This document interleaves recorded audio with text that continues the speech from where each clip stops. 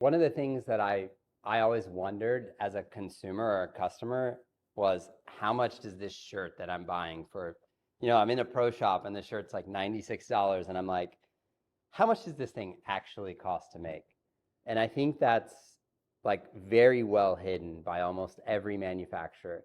And that's something that I personally don't want to hide as a person, as a brand. I want to be upfront with what we're paying for the stuff that we're using.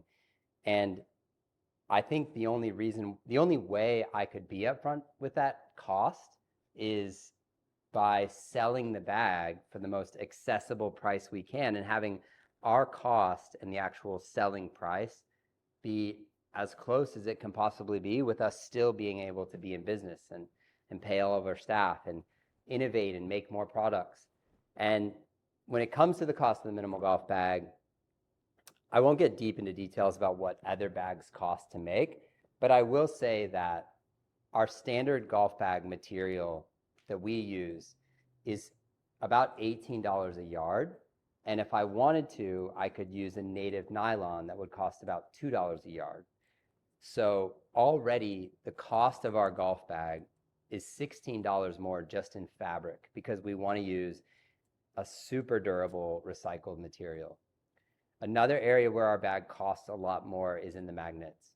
I recently found out, I never even asked what it was because I was so strict that we weren't going to have any zippered pockets, but I recently asked how much would our bag cost if we used just zippers instead of magnets?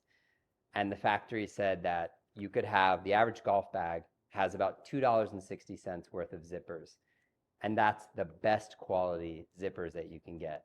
Now, custom molds, custom logos, and things like that aside, $2.60, and the average golf bag has 12 pockets.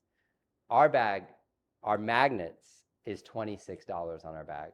So material cost $16 more than it really would be if we were using like native nylon. It's $23.50 more than it would be if we were just using zippers.